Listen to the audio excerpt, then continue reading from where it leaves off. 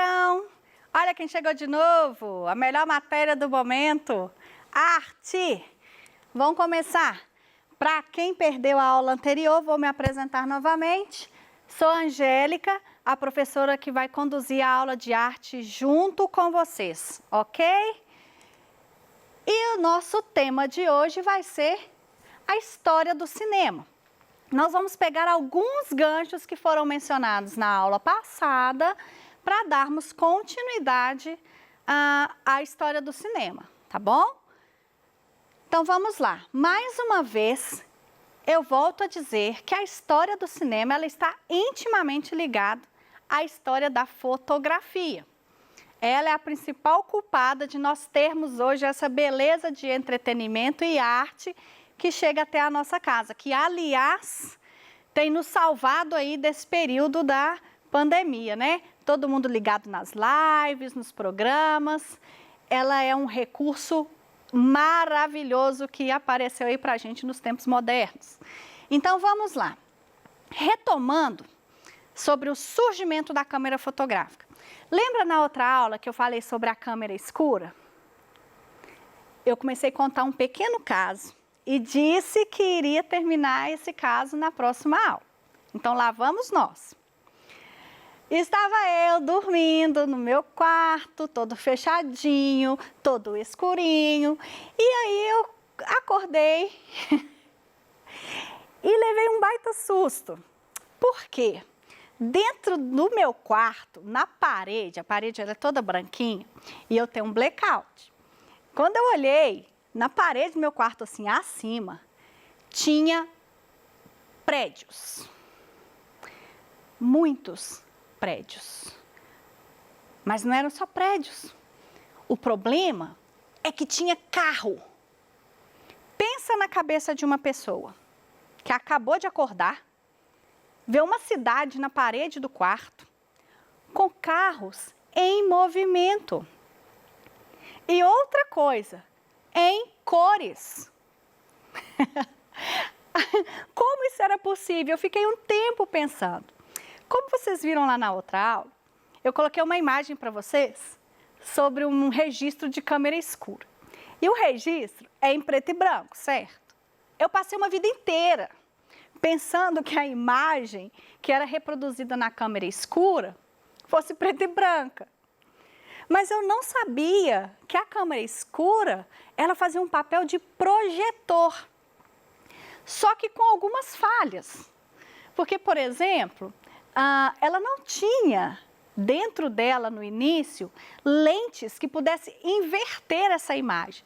Então, a imagem projetada, ela sai de cabeça para baixo. Você acha que eu ia lembrar dessa aula, dessa matéria, assim que eu acordei? Não, né?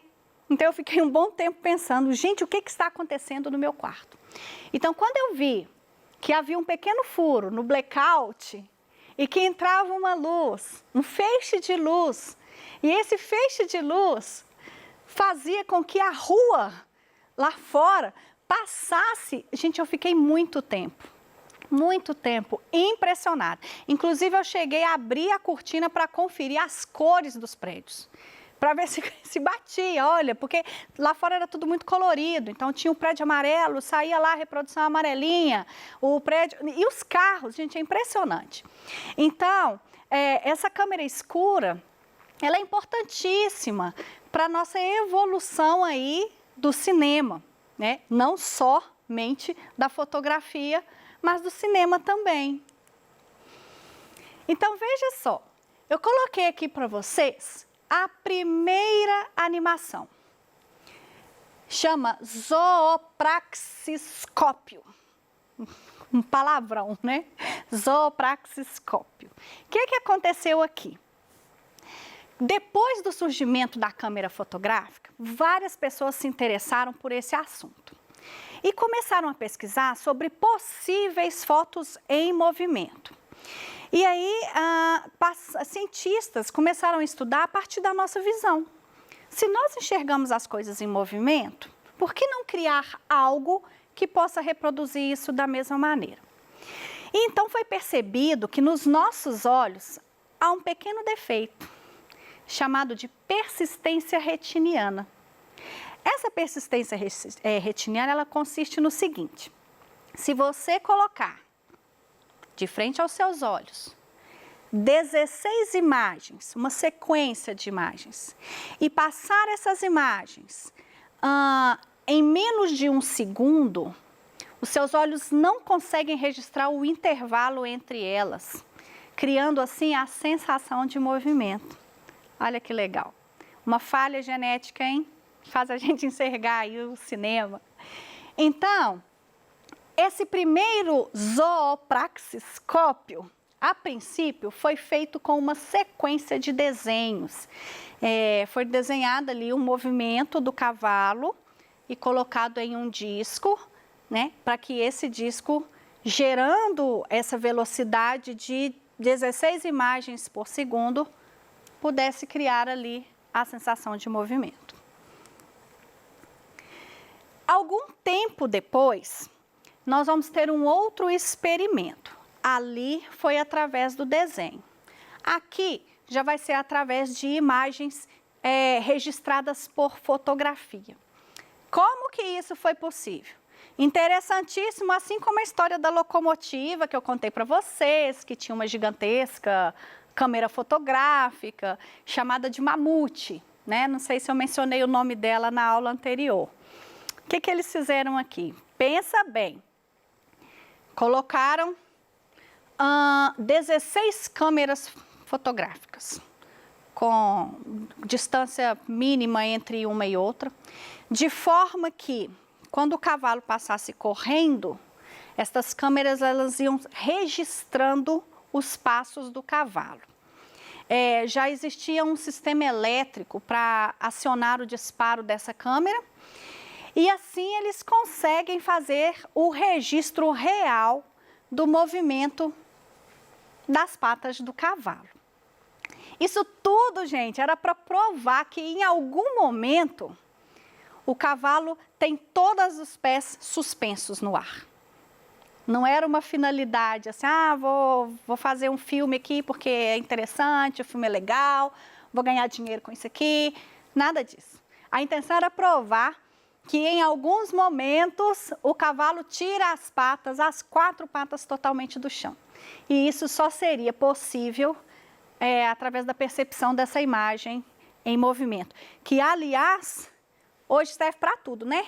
Quem gosta de esporte aí, ó, hoje em dia a gente volta, né? Esqueci como é que chama, o recurso que pede para voltar a imagem, aí vai lá em câmera lenta e verifica se a bola saiu fora da linha ou não. É um recurso muito utilizado hoje, inclusive no esporte. Lembra da primeira pergunta que eu fiz? Se arte é entretenimento, se cinema é entretenimento ou arte? As duas, obviamente, certo? E como é que isso vai acontecer? Existiram aí uns irmãos chamados irmãos Lumière. Esses irmãos Lumière, eles aperfeiçoaram câmeras, né, já existentes, criando o cinematógrafo. Este cinematógrafo, através dele, foi registrado os primeiros filmes. Então, o primeiro filme feito pelos irmãos Lumière, chamado A Saída da Fábrica. É literalmente a saída da fábrica. O que aconteceu? Eles colocaram a câmera de frente a uma fábrica, abriram os portões e as pessoas foram saindo do trabalho. Com aquela cara, né? Porque ninguém sai do trabalho assim, né? Quer dizer, eu saio. Eu sou muito feliz e eu adoro o que eu faço, então eu só vou sair sorridente. Mas, naquela época, passou muita gente, todo mundo muito sério e tal. E aí eles dizem assim, que foram feitos alguns filmes curtos, de no máximo 5 minutos, e no decorrer desse filme, pensa bem, muita gente saía correndo, de medo, porque achava que eram fantasmas que estavam saindo da parede. Eu acho que eu sairia também. Coloque-se no lugar da pessoa. Nunca vi uma televisão na vida. Eles vão lá e me colocam uma projeção na parede. E de repente sai um tanto de gente. Tinha gente que assustava com os trens, né? Devia ser bem interessante. Eu acho que a sensação deve ser a mesma de quando eu fui ver um filme 3D a primeira vez. Imagina a minha cara assistindo um filme 3D. Assim, né? Quero pegar essa sensação, essa novidade que trouxe pra gente aí do cinema. Não sei se vocês já tiveram curiosidade de pesquisar como é feito o sistema 3D. Eu sei bem pouquinho, eu li alguma coisa sobre. E o interessante é que, mais uma vez, o estudo foi feito a partir do olho humano, né? Nós temos um par de olhos. E se vocês tamparem um dos olhos, vocês terão um campo de visão limitado. Se eu tampo o olho direito, nós teremos esse outro campo de visão aqui, né? Então, nós conseguimos enxergar coisas distintas ao mesmo tempo. E a câmera de filmagem para um cinema 3D vai utilizar como se fosse um par de olhos também. Ele vai ter a câmera do olho direito e a câmera do olho esquerdo. Olha que coisa! Então, ele filma como se fosse duas vezes ao mesmo tempo, o ponto de vista do olho direito e o ponto de vista do olho esquerdo. E quando nós vamos assistir a esses filmes, aí nós colocamos aquele famoso óculos 3D. E aí, o que esse óculos 3D faz? O lado direito tampa a visão do esquerdo e o esquerdo tampa a visão do direito e aquela coisa, como diz vocês, dá uma bugada no cérebro da gente. E nós temos essa sensação do tridimensional. Mas vale a pena vocês pesquisarem sobre como que é construído, né, esse sistema 3D aí. Georges Méliès. Gente, Georges Méliès, ele traz a arte para dentro do cinema. Ele é o pai da ficção científica. Georges Méliès, ele era ilusionista, ele era mágico, ilusionista. Então, ele se envolveu nesse campo das filmagens e, em um determinado momento, ele teve que dar uma parada na gravação. Aí ficou chateado, né? Ai, eu tenho que começar tudo de novo. Mas aí ele percebeu que ele poderia retomar aquela filmagem a partir do ponto de onde ele parou. Pronto, bum, na mente, a mente se expandiu. O que ele conseguiu com isso? Fazer o objeto aparecer, o objeto sumir, mudar de cena, tudo através dos cortes. Nós vamos ter aí nossas primeiras cortes cinematográficos, né? Acontece a partir disso aí, de Georges Méliès. E olha só, 20 anos depois, Hollywood já começa a bombar nas gravações. Isso é muito interessante, né? Como que em pouco tempo um corte fez tudo mudar, não é mesmo?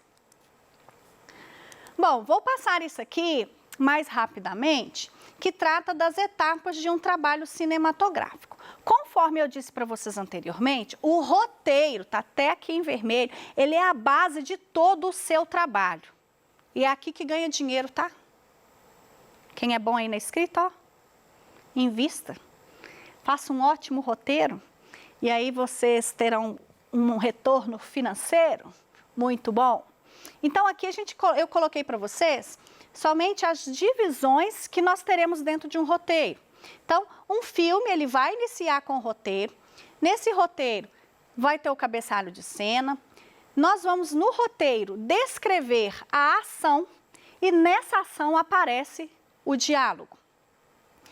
E nós vamos demarcar as transições, que são esses cortes nas cenas, os enquadramentos, enfim. A função do storyboard já foi colocado para vocês na aula anterior, né?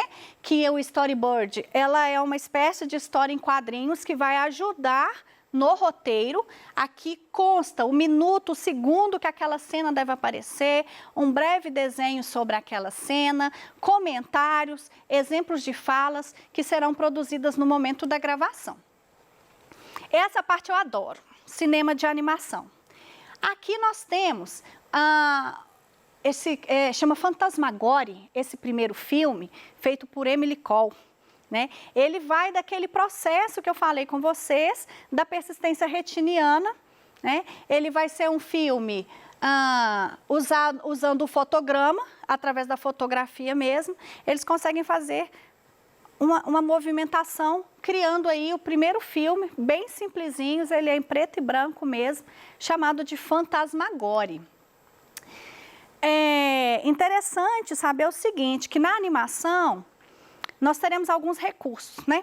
Você pode fazer uma animação através de desenho, através da computação gráfica, ou você pode fazer uma animação através da massinha, que é o nosso stop motion, né?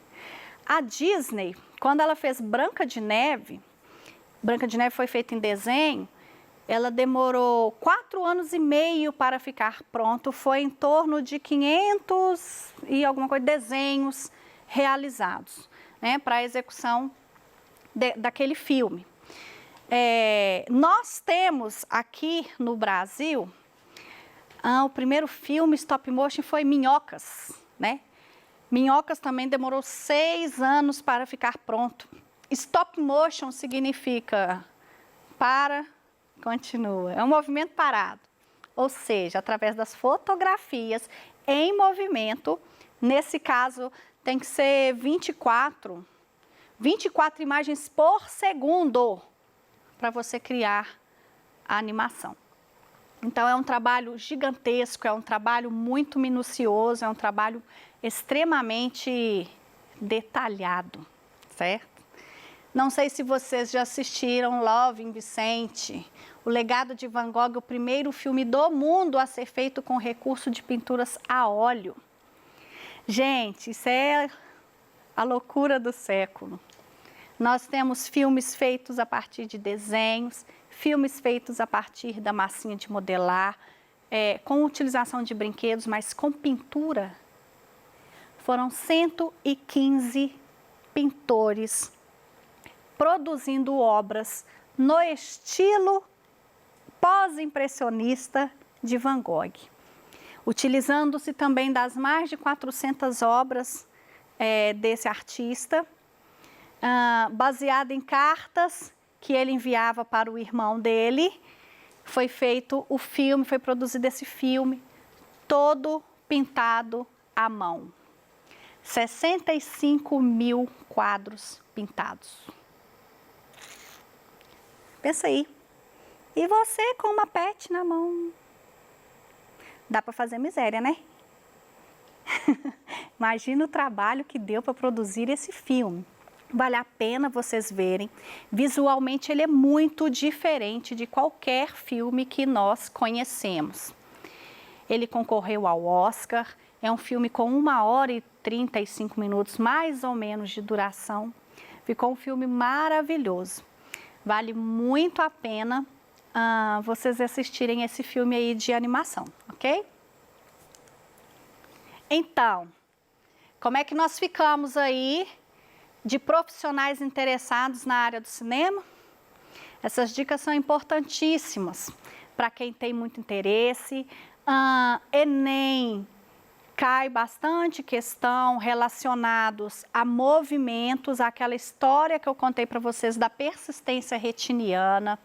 Então a gente tem que ter uma atenção a mais, né, quando se diz respeito a roteiro, quando diz respeito dessa questão da produção de stop motion, que também é bastante mencionado. A arte, ela cai no Enem, dentro da prova de linguagens, e dentro dessa prova de linguagens, a arte, ela vai cair contextualizada.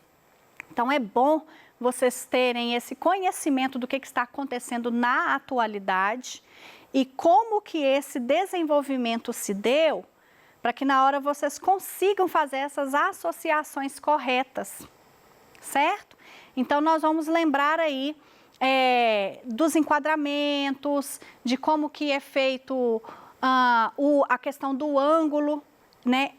Que aliás ajuda muito na interpretação de gráficos e de imagens, ok?